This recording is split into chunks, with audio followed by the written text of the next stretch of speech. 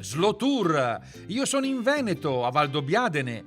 Io pedalo slow, cioè arranco lentamente, ma questi qua fan sul serio. Son finito dentro a una gara ciclistica.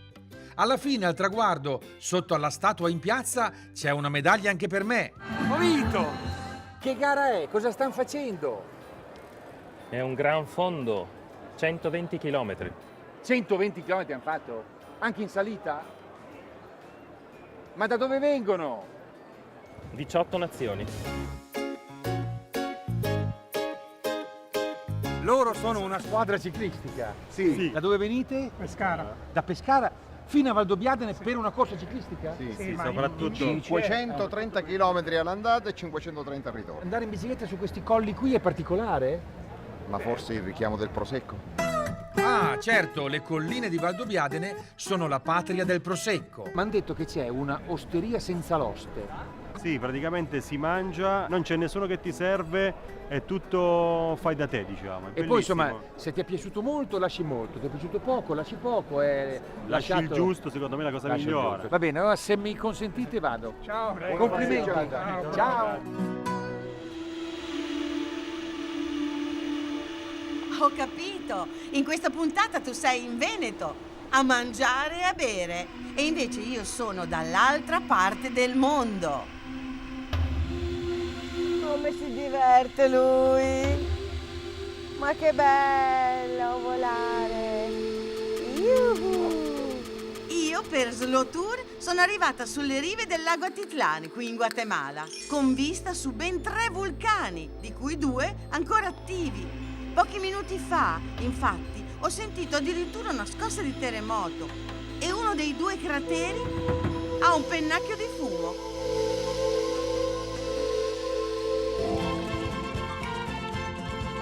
Questa è una terra assolutamente straordinaria, con una popolazione indios incredibile, vestiti coi colori sgargianti della tessitura che è tipica di questi luoghi. Qui Elvia, una giovane donna indio che ho conosciuto, tesse col suo telaio a cintura tradizionale, lo stesso con il quale tessevano le donne Maya nell'antichità. Aquí ya contrasta ya. Aquí está Mahagua. I Maya, prima di usare il cotone, tessevano la fibra di corteccia di Mahagua, un albero che si trova nella selva. Para meter el agua. Questa fibra lavorata, ammorbidita e tessuta al telaio costituiva il materiale dal quale ricavavano qualsiasi tessile. Ma i contadini Maya erano obbligati dagli dei a non usare colori. Dovevano vestire semplicemente di bianco, stare scalzi coi capelli lunghi e il viso sbarbato. Bello questo! Che bello! Quindi qui il colore è una conquista di libertà e di allegria che si manifesta nella tessitura femminile. Guarda che bello! Bellissimo!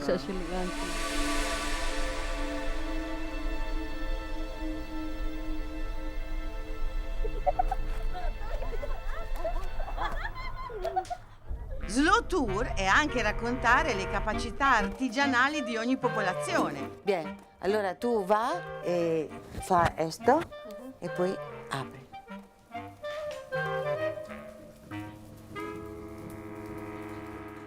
E allora voglio raccontarvi la storia di Elvia, che questa mattina andrà al mercato di Cicicastenango per vendere i suoi manufatti. Filmiamo la scena di Elvira, che all'alba saluta fratelli e cugini. E saluta anche la mamma, che le consegna le tortillas per il pranzo.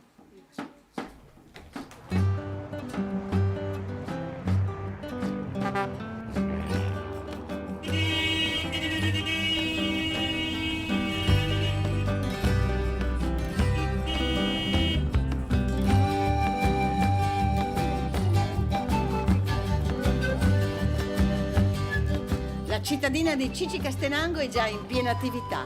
Questo è il mercato più pieno di vita, di colore e di commercio di tutto il Guatemala.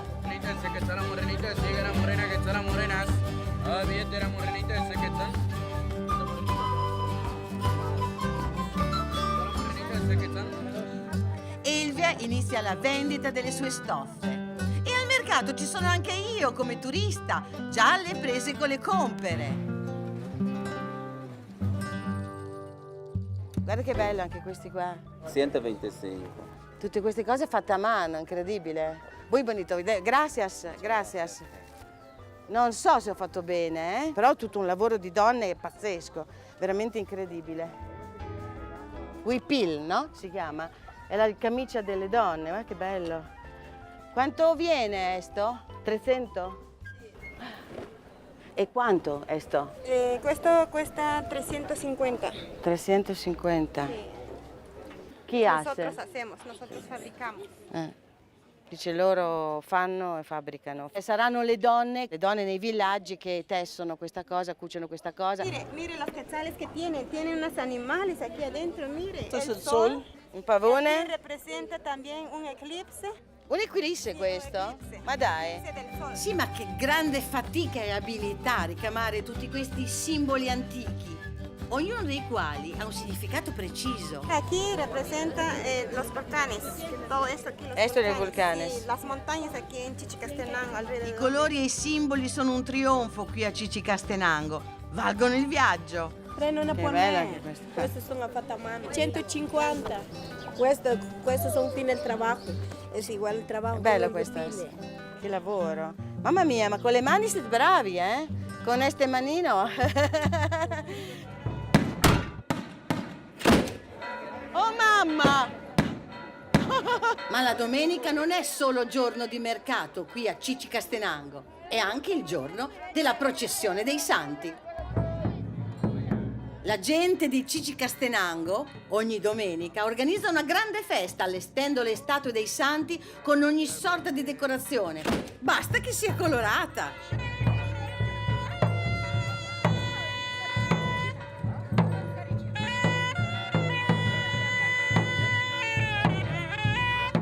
È un insieme di Asakyum, è un insieme di Dio, che è il re di tutto il mondo. La logica mi sembra essere quella di aggiungere casino al casino. Allora è più divertente. Attento che parte il missile.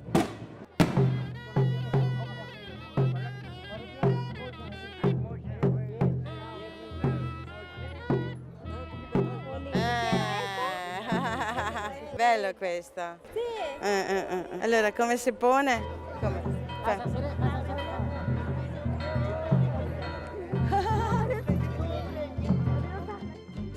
Adesso che la processione sta rientrando in chiesa, anche la mia amica Elvia ha finito di vendere la sua mercanzia e la invito all'Hotel Coloniale spagnoleggiante a bere qualche cosa e a chiacchierare. In Italia è difficile di mettere questo colore. Sono tutti vestiti di nero. Rosa, negro. Negro. Pantalon Pantalon negro. negro. Todo negro. Capelli negro. Luto siempre. Esatto. Como esto, Oh, no. è impossibile. Como esto, no. È bello, è bellissimo. Ecco, Valentino potrebbe apprezzare. Certo, la nostra moda nega il colore e dimentica i simboli che sembrano essere così importanti invece per Elvia. L'antico simbolo. Ajá, Delle de la antichità. De los mayas sería. Esatto, Ajá, de los esatto, mayas. esatto. Alla salute. Ai simboli e all'antica cultura maya. Intanto che tu sei alle prese coi misteri dei Maya in Guatemala, io mi misuro con il mistero dell'osteria Senz'Oste, qui in Veneto, dalle parti di Valdobbiadene.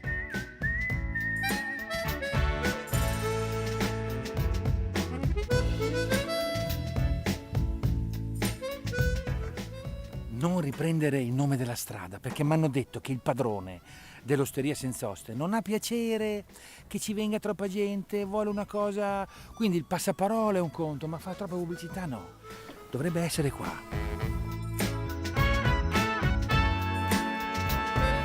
Però per essere un posto segreto è pieno di gente.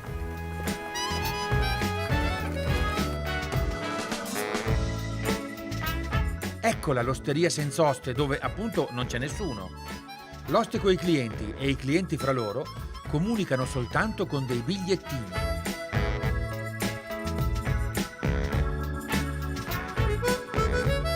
Ora qui uno si serve da solo e prende quello che vuole. Sopra le cose c'è scritto una base d'asta, diciamo così. Valore 2 euro. State facendo i conti? Sì. Da soli? Sì. Cioè, fai i conti di quello che hai preso? 4,4 e le bottigliette piccole. Eh. Più il libanese penso siano 2 euro. Sì. 10. E lo metti lì. Esatto. Va bene. Poi Quindi degusti. chi ti controlla? Solo la tua coscienza. Esattamente, esattamente. Che è il controllo peggiore che ci sia. Direi proprio di sì. Perché ci fosse qualcuno che controlla e uno dice, beh, provo. Ma invece di fronte alla propria coscienza, soprattutto dopo un prosecco, un uomo è impegnato. È chiaro, è chiaro. Ma cosa c'è da mangiare oltre che... Guarda, se guardi sopra il frigo, Ah, ecco. c'è la salamina, il formaggio Vabbè. e se apri il frigo... Guarda mo cosa c'è, è bellissimo. Guarda, ci sono bottiglie, valore 10 euro, Valdobbiadene Doc CG Extra Dry. Ecco, fatto. Questo e questo. Totale 25. Con 25 euro mi strafogo e mangio delle cose squisite. Oh, riprendimi che lo faccio, che è un bel gesto e ci tengo a fare la mia figura.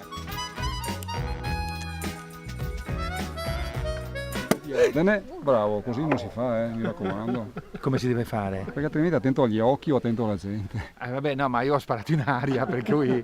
Ho fatto una gaffe proprio col presidente dei sommelier. Un sommelier come lo definirebbe? Io lo definirei sapido. E poi la tradizione, vedi la tradizione cosa ci porta? Ce la porta qua a tavola in compagnia per poter dire che è piacevolissimo, anche se abbiamo una fetta di salame o di soppressa, non c'è problema. E guarda caso il prosecco lo fanno proprio qui dietro. 100 metri dall'osteria senza oste c'è quella cantina lì, cantina Casalina, dove pare che facciano un vino squisito.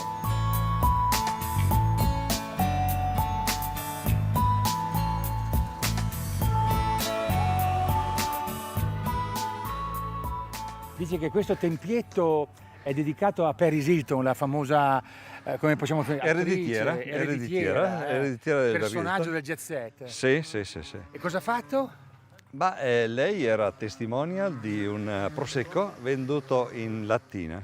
Orrore! Un prosecco in lattina commercializzato dagli americani? Ma cosa c'entrano gli americani con il prosecco? Questi qua si stanno fregando il prosecco, ma è possibile?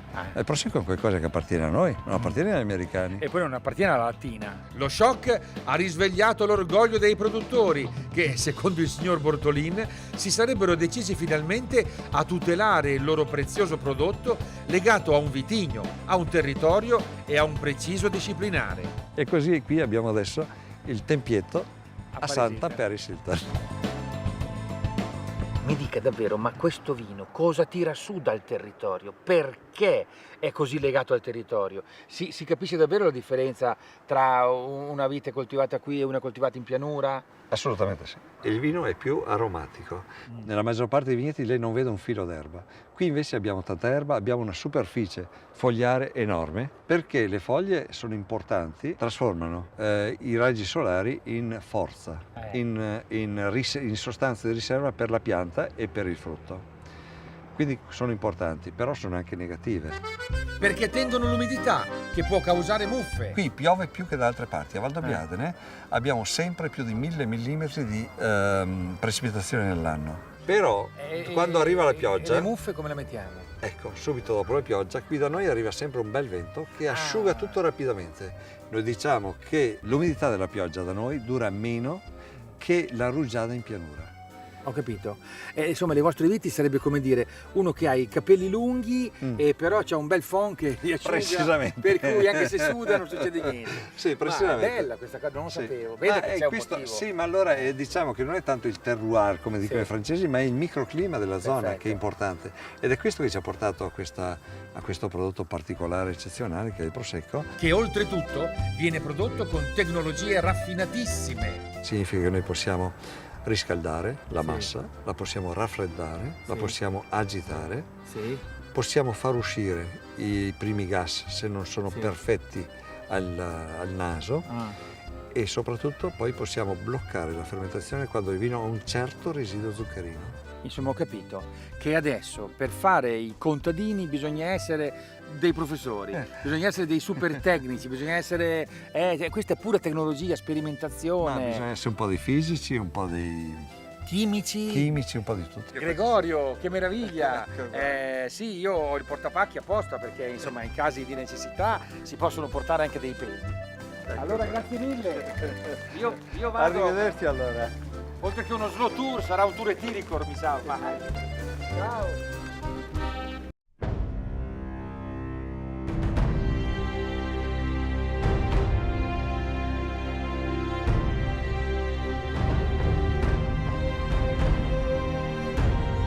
Slow tour significa potersi permettere di visitare in solitudine e con calma i luoghi pieni di fascino.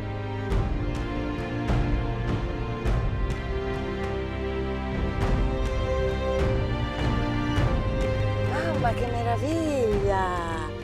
Che meraviglia!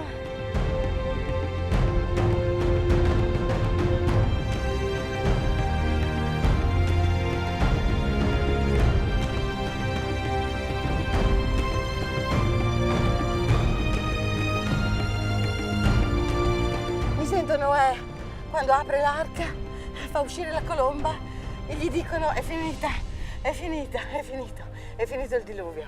Vai, vai.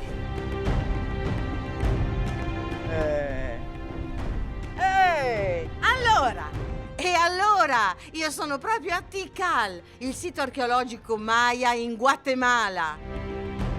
Tikal è la culla della civiltà Maya.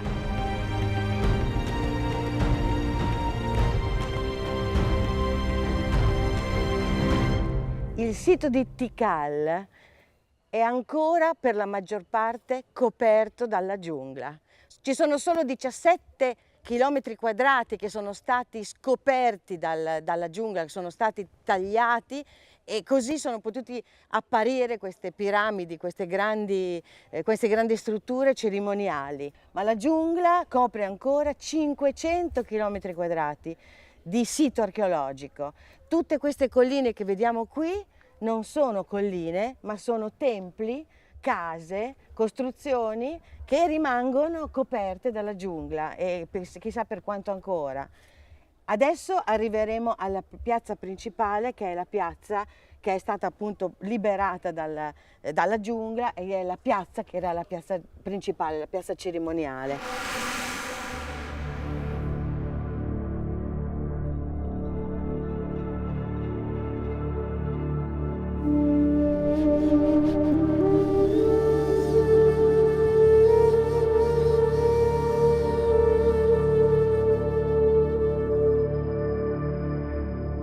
Ahora, ¿dónde estamos? En estos momentos estamos ubicados en la Plaza Mayor de Tikal. Piazza Maggiore di Tikal, la piazza maggiore.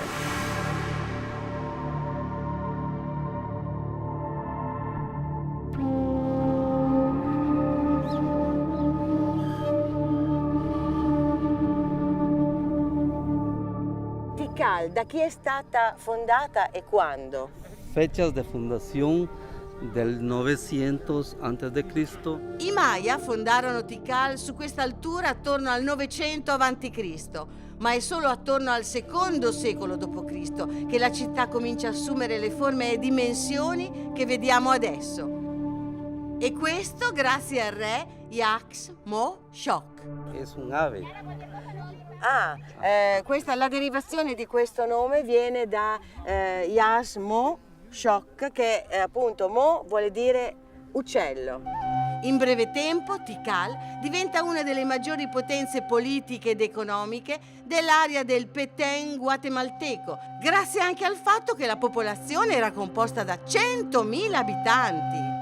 Varios edificios entre templos Ci y sono palacios. vari edifici, templi e palazzi. A sud abbiamo il tempio centrale, a nord il tempio del nord, appunto, e a est il grande tempio del Giaguaro, quello dove sorge il sole. I Maya avevano una conoscenza astrale incredibile e quindi per loro era importantissimo definire le posizioni, no, del sole e la bussola. Contrapposto al palazzo del Gran Giaguaro si innalza a ovest una costruzione simmetrica. E questo che è speculare? Templo 2 o de las Máscaras. Questo è il Tempio 2 o della Maschera. Perché della Máscaras? Porque su decoración está hecha con mascarones. Perché le sue decorazioni sono sempre rappresentazioni, facce, diciamo, dei re e dei governanti. Ma era il palazzo del Gran Giaguaro il palco che l'élite sacerdotale e politica di Tikal usava per impressionare gli abitanti della città. Cerimonie con sacrifici violenti e sanguinari erano incorniciati da una scenografia suggestiva creata anche dal particolare orientamento del palazzo. La piramide del Giaguaro.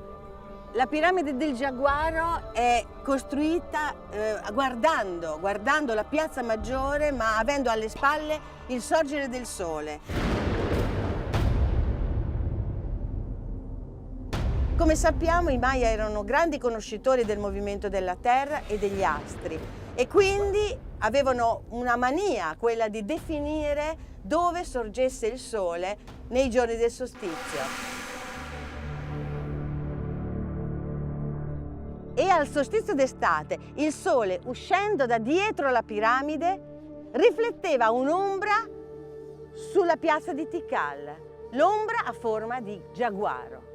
E a quel punto, dalla cima della piramide, uscivano i sacerdoti assieme al re vestito da giaguaro e si invocava Chak per l'acqua, per la pioggia, e Kin per il sole.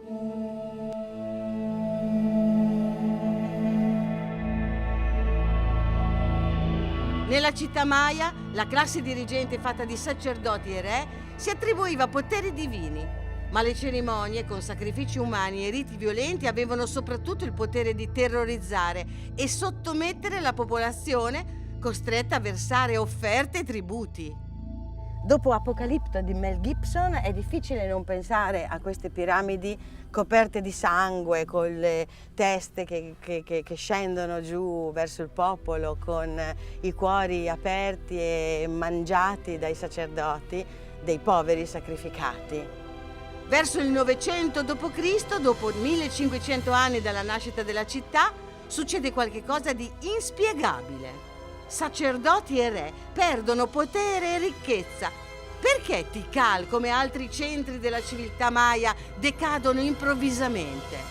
Probabilmente situazioni climatiche diverse, avverse, hanno portato a delle carestie. Forse è stato questo il motivo della fine di questa civiltà di Tikal. L'incapacità della classe dirigente, dei sacerdoti, di predire il futuro, che vuole dire poi predire se pioverà o se non pioverà, quindi dal punto di vista meteorologico di non dare risposte agli eventi naturali, ha causato il distacco. Così gli 80.000 contadini che contribuivano a mantenere con le loro tasse, con i loro tributi, 20.000 ricchi e nobili di Tikal si sono stufati e hanno cominciato probabilmente ad andarsene, forse, comunque a migrare da qualche altra parte.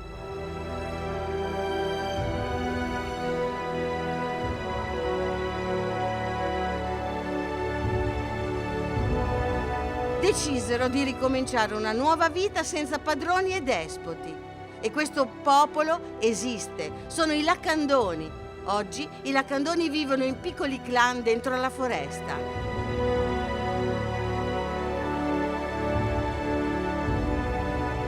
Mai più classe dirigente, mai più sacerdoti che predicono cosa che non sanno neanche predire. E questo non sarà un avvertimento ai meteorologi, ai politici? E forse tutto questo ci insegna che quando la tecnologia, quando la società occidentale, moderna, non sarà più in grado, come succede ora, di dare risposte alla meteorologia, alle condizioni naturali, probabilmente l'unica risposta è quella che hanno dato gli indios di Tikal andandosene nella foresta e fare come i Lacandoni, che sono andati a vivere in modo semplice, naturale, ecosostenibile e ecosolidale.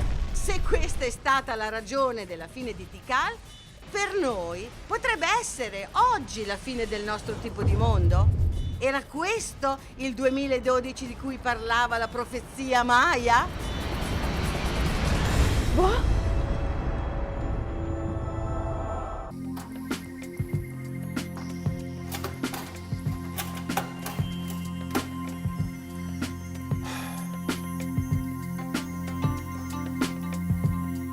Mantova, Hotel Casapoli. Interno giorno, ma fa giorno da poco, è l'alba.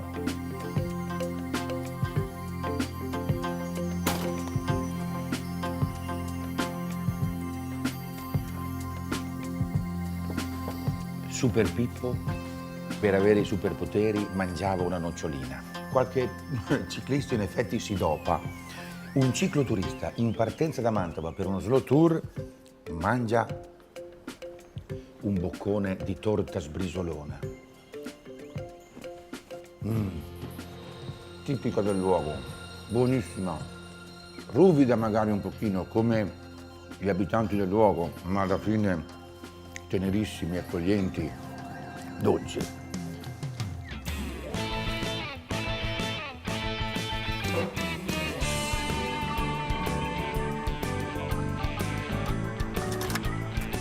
L'energia di riserva.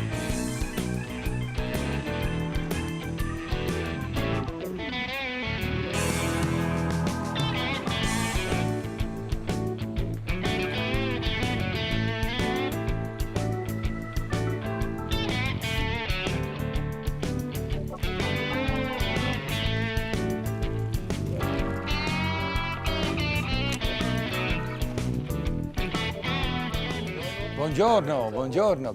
Ma posso con la bicicletta? Oh, grazie. Oh, ma si passa da una nave all'altra. Certamente, come sul Nilo.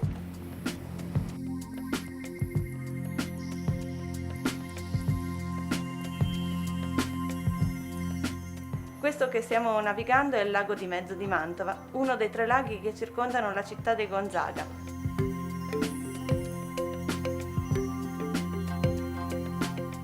Ricapitolando, per chi non lo sapesse, allora il Mincio crea attorno a Mantova 3 laghi, lago superiore, di mezzo e inferiore. Qui siamo sul lago di mezzo.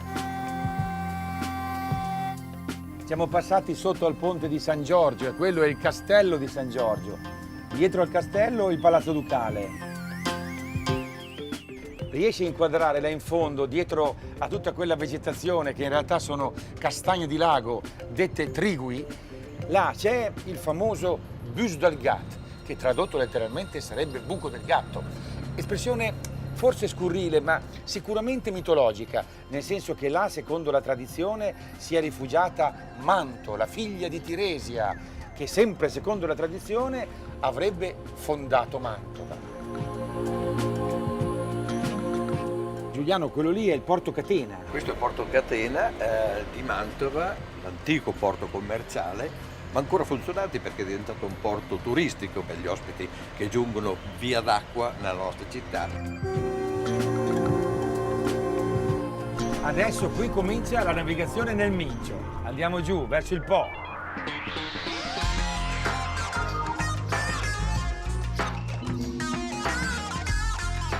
Mi diceva Giuliano, questa è la Vallazza, è una zona protetta perché ci sono un sacco di uccelli.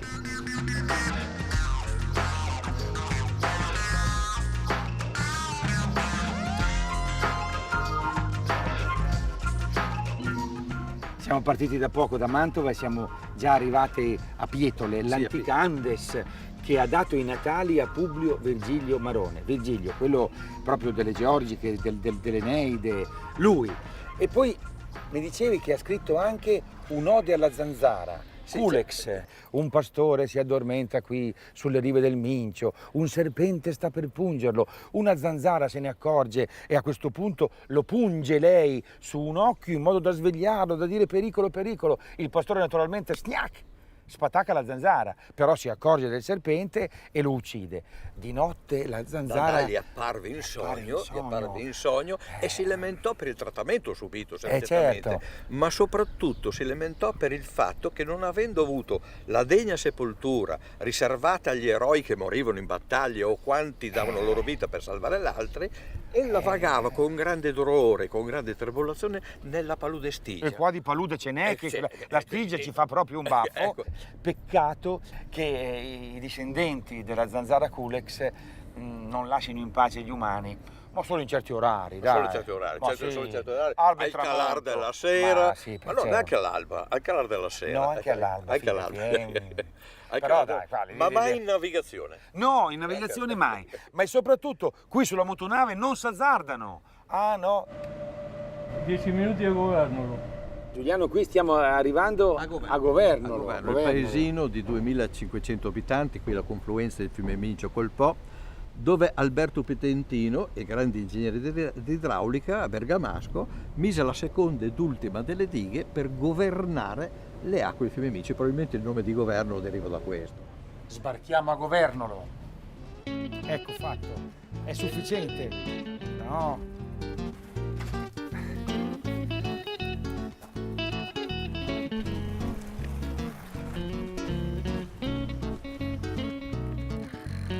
Ah, eccoti qua.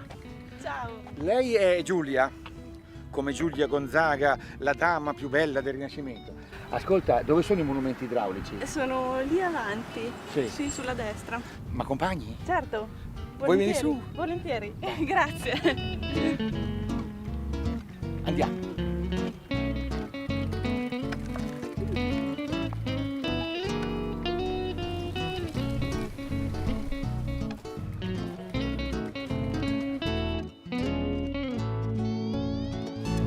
Giulia, cos'è questa targa qua? Questa targa risale al periodo gonzaghesco, infatti vediamo il nome di Ferdinando Gonzaga e parla dell'opera di ripristino, di restauro comunque del manufatto. I Gonzaga, sempre impegnati sulla terra, sulle acque. Di qua si passava, si pagava il dazio e si accedeva al fiume per poi arrivare a Mantova e i Gonzaga controllavano tutto il territorio. Andiamo a vedere perché Andiamo a a me le vedere. opere di archeologia industriale, soprattutto idraulica, mi piacciono. Mantova ha sempre avuto un rapporto di amore e odio con l'acqua del Mincio, che è stato continuamente deviato, bloccato, bonificato. Sono paratoie enormi, Giulia. È vero, infatti da qua gli operai dovevano operare in team di anche 10-20 uomini per contrastare la corrente del fiume Mincio. E invece tutto l'apparato moderno è quello che adesso passiamo con la motonave. Esatto, esatto. Andiamo a vedere allora adesso come funziona. Stiamo entrando qui nella chiusa. Il Po è più basso, oggi mi dicono di circa 4 metri. Dobbiamo portarci a livello del Po.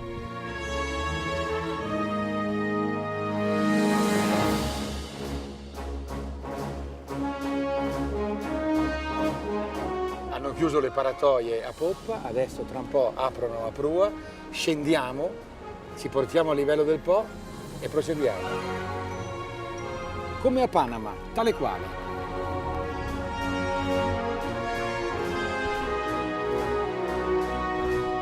Salutiamo Governolo che ha visto un sacco di storia. Qui pare che Attila sia stato fermato da Papa Leone, qui pare che Giovanni dalle Bande Nere sia stato ferito e poi ne morirà, come raccontano appunto nel film Il mestiere delle armi. Poi Mameli, poi Nino Bixio. È un posto speciale perché è collocato in un luogo speciale. Andiamo. Ecco, questo è il punto. Qui l'acqua verde del Mincio si mescola all'acqua gialla, color sabbia del Po. Qui io scendo e proseguo in bicicletta. Oh Dio. Eccoci qua, Grazie, pronti. perfetto. Prego, buona pedalata. Servizio completo. Allora hai detto l'argine l'argine. Sempre dritto? Sempre dritto, a destra di sempre dritto, arrivi fino a Ostiglia e arriva. Ciao, grazie mille. Ciao Patrizio. Ciao. Ciao, grazie. Grazie a voi. E da qui lo slow tour può continuare in bicicletta lungo l'argine del Po, ma questa è tutta un'altra storia, cioè un'altra puntata.